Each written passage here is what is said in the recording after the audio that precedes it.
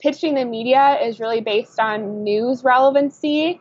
It's based on your current relationship and knowing the media member, but then it's also really based on state of mind and knowing the value you give and knowing they're going to say yes to you. So that's where it's hard. If you get those yeses and you reach out to someone else, you're going to still have that feeling. Hi, I'm James Taylor, business creativity and innovation keynote speaker, and this is The Creative Life, a show dedicated to you, the creative.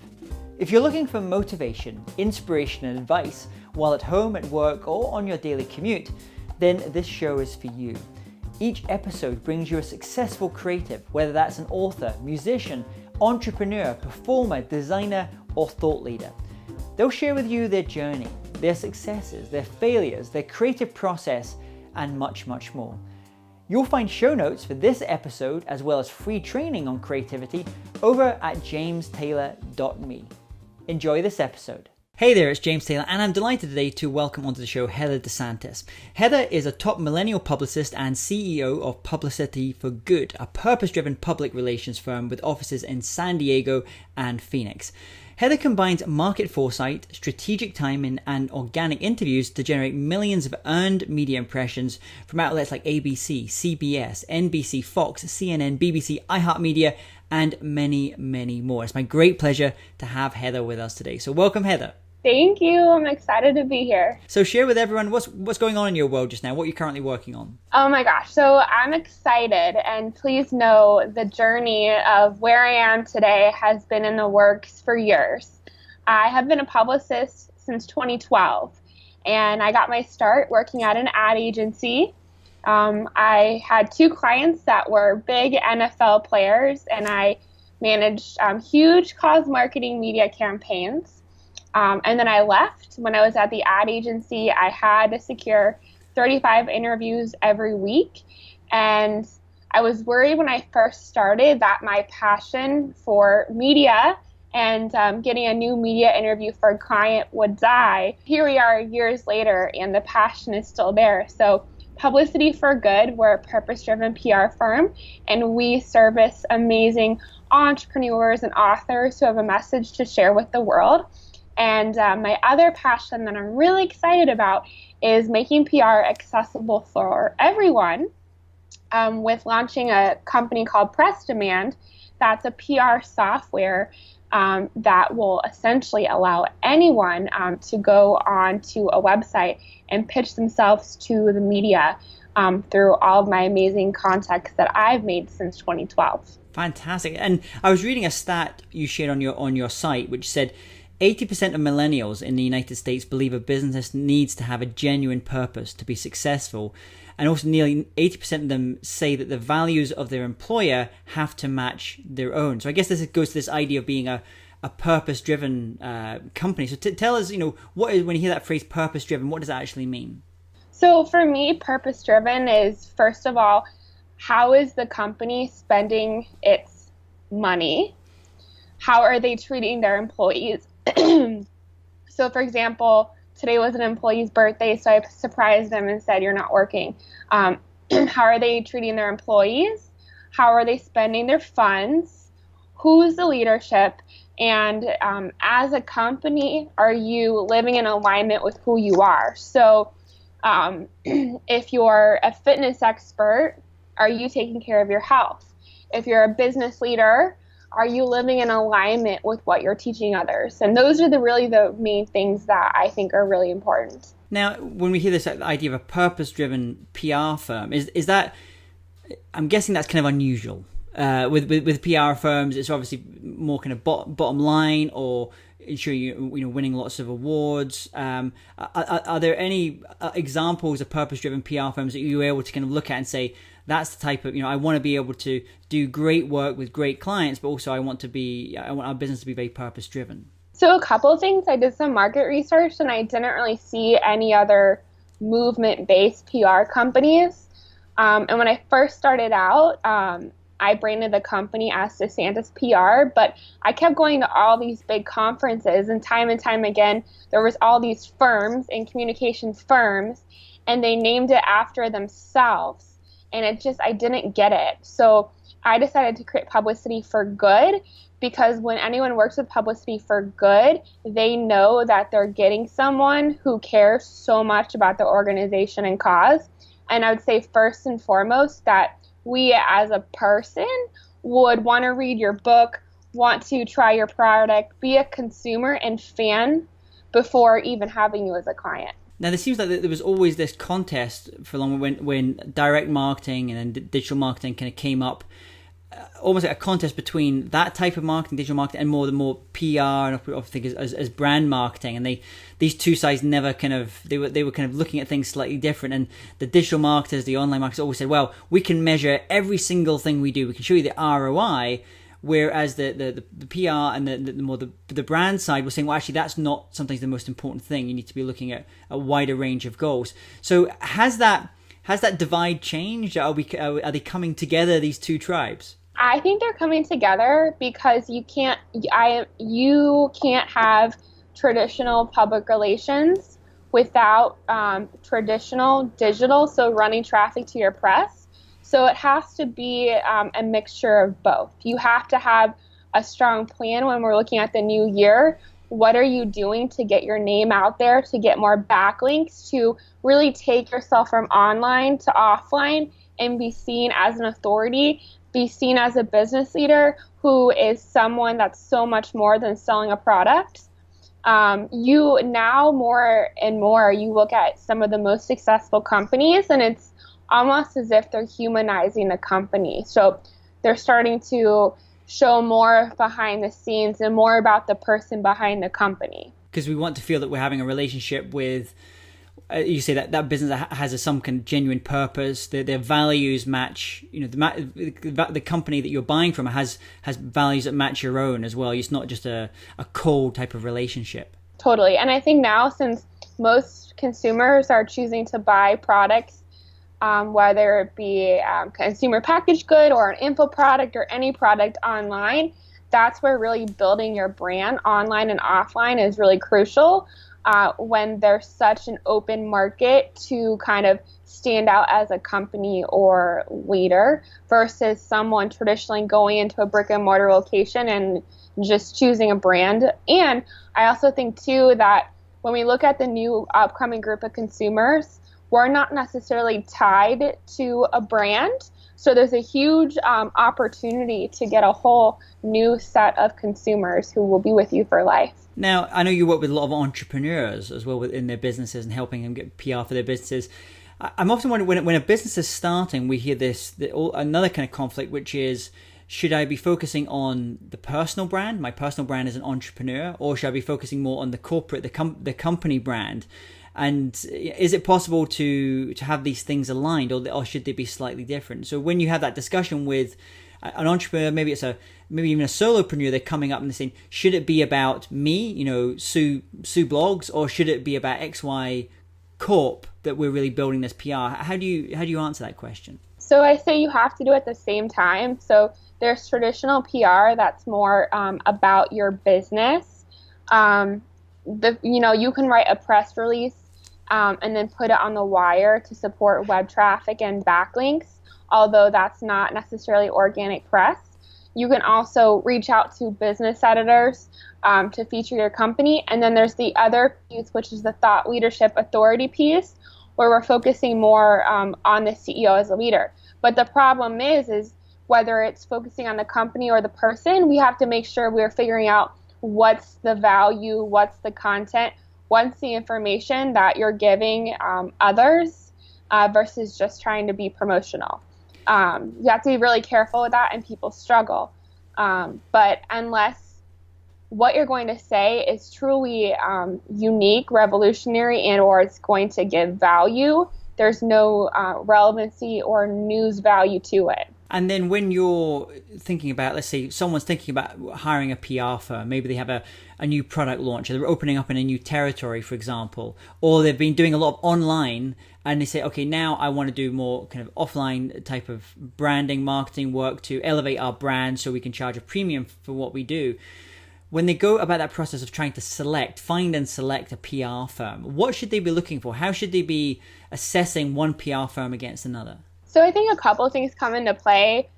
Is the company aligned with your company as a whole?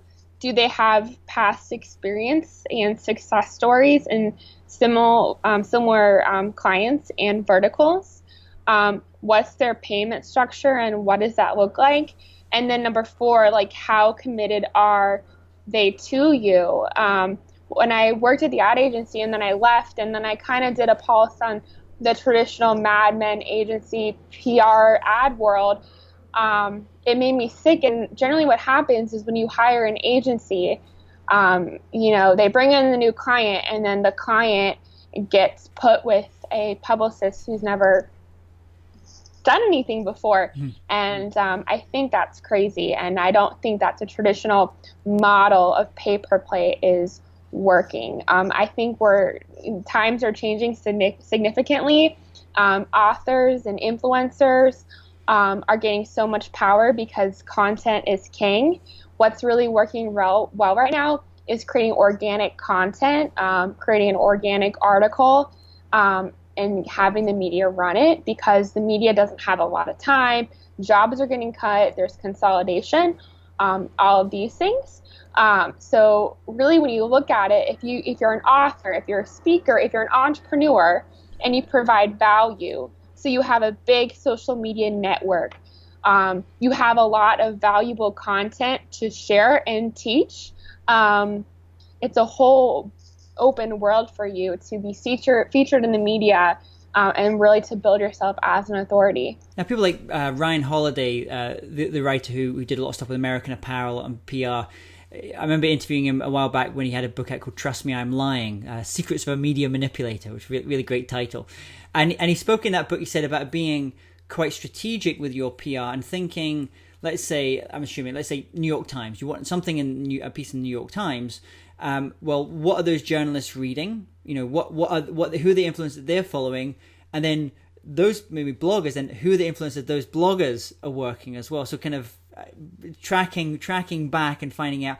And I'm wondering, are there tools to make that easier to do, or is it really just kind of going old-fashioned kind of research and seeing who people are retweeting? I mean, how can you find who people are listening to, who people are looking for in terms of their influences? Another thing that we do is we set Google alerts up. So we follow trending topics, and we do social listening for all of our clients. So anytime a writer writes about a certain topic, we use that as leverage to form a relationship and follow up. And then on our end, everything we do is around news relevancy, breaking news, and or awareness days, which is how we were able to create viral media campaigns, make a client trend, and then even create a segment that was connected to a charity that got a client 200 opt-ins from one TV segment in less than 24 hours. So that's almost like the idea of newsjacking. So you're seeing a story, something that's happening either locally or nationally, or it's just a meme that's kind of going on at that particular point, and you try and insert yourself, your brand, your brand really into that in some way. Yeah. So for example, about 2 years ago, Starbucks came out with the unicorn frappuccino drink, and it went everywhere. And I'm like, okay, I love this. I do a lot in the food space. I have a lot of food clients. I love marketing. I'm a nerd. So what I then did is end up doing a lot of research and did a whole marketing case study about why Starbucks frappuccino drink went viral, wrote it, Forbes ran it, and it got like the most amount of viewership. So it's seeing what's going on in the world and then figuring out how can I provide value through my lens of genius. And when you see maybe some creative person, maybe they're not necessarily working with a PR firm like your own, and they're trying to kind of do it all on their own and say they're gonna handle their own PR, and maybe they're an author or a speaker or a thought leader, and they're trying to put stuff out into the world and get PR. What are some of the most common mistakes that you see them make? I would say first thing, not making themselves be relevant, being too promotional, expecting that they're going to get sales from an interview. Those are the key things that I see, not following up with the media.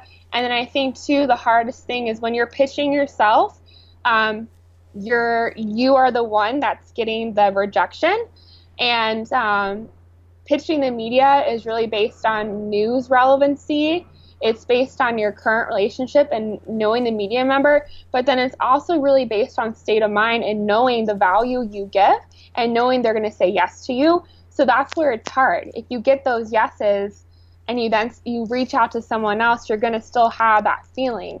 And I think it's sometimes hard to remove yourself from the outcome when you're pitching yourself. I definitely think that's a challenge when you've spent your time kind of creating a work and you're so passionate about it and you're sometimes too close to it. You can't see what is the unique opportunity. How is this relevant? Because you're in the weeds. You've completely immersed yourself, and that's what the benefit of either working with some kind of outside firm or PR publicist, just to help give a different perspective on, and someone also has those contacts which are very fresh, because we know, like, the contacts they disappear or they move on or they go and do something else. You're constantly trying to keep those fresh. In your journey, as you've been kind of building your career as a publicist, can you maybe talk about a time where you had a bit of a light bulb moment, a time you went, okay, this is the direction I want to be going with my business, or this is the kind of, you're obviously purpose driven. This is kind of what I want to leave the world. Yeah. So in the digital world, for the longest time, there's been the pay per play model. So for example, if you're a contributor for Forbes, Entrepreneur, Inc., Huffington Post, a lot of times what you would see is people would pay a straight amount to the contributor to get a feature, to get the logo as seen on. Mm-hmm. And that's why the Huffington Post shut down, because the contributor platform was abused. And if you actually are a contributor, you're not allowed to get paid for your piece. That is against the guidelines of being a writer.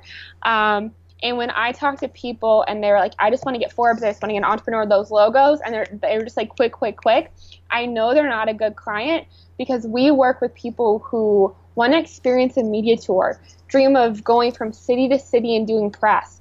Like, they would be so excited to talk to the media every day, and they're willing to do the work. If you look at the most successful people, they've done interview upon interview, TV, national media, local media, and every single interview for them is exciting versus being judgmental of, they only have 5,000 viewers. And time again, I see that. And it's those people that I just don't think are going to be around forever. The most successful people have done hundreds and hundreds and hundreds of interviews. So many people are like, I want to get on Ellen, or I want to get on Good Morning America. I think is great, but there's a time and a place for that. I think there's a humbling moment when we have to ask ourselves, did we earn it? Or is it a part of our story? It's just raw honesty, and it's the truth of it. And I think we're also seeing that shift, and I certainly feel this, and I know friends of mine also the younger feel this as well. If I think about who those influencers are, who people I kind of trust, they are people I follow on Instagram, that I'm seeing their lives every day, and there may be less from the more established media, because I'm, for example, if I'm into plant-based food and I'm really into like these kind of writers and they're sharing things and they're genuine, I'm much more likely to trust a recommendation for a product from them around the area than I am from a traditional media institution. Yeah. So as you've been kind of progressing on this journey, has there been any tools that you find are your kind of go-to tools as a publicist, that, online tools or apps that you just find very useful for the work you do? So I'm really traditional, and I've probably booked at least 3,000 interviews since 2012, and that's not including what my team produces now. But Google Alerts, using different apps that kind of syndicate the news to you. Those are really the top two. And then, of course, Twitter is great to follow the media as well. You mentioned on Twitter as well. It's a funny kind of platform. I've blown hot and cold with Twitter as a platform, because at first I kind of thought, okay, it's another distribution type of platform, and I kind of went into, and actually it was my wife that said to me, "Oh no, you're using Twitter totally wrong. It's very conversational. It's about you having different types of conversations on Twitter." And actually now, I actually enjoy being on Twitter more than I would enjoy, let's say, Facebook as a platform. So Twitter is good if you want to share like a news tip, and it's an easy way to kind of put your media together, just to follow the stories that they share. So you can create lists by different types of media outlets. And if you were to recommend one book on PR, on marketing, on branding, that you think anyone that's watching, listening to this just now should definitely check out, what would that book be? I've read a lot of personal development books. I'm going to read Ryan Holiday's book soon. But I honestly don't. I've learned through trial and error. Like, I've probably sent out 1 million pitches. 1 million pitches. That's a lot of pitches. I mean, at least. So I honestly have learned through trial and error more than reading other people's books.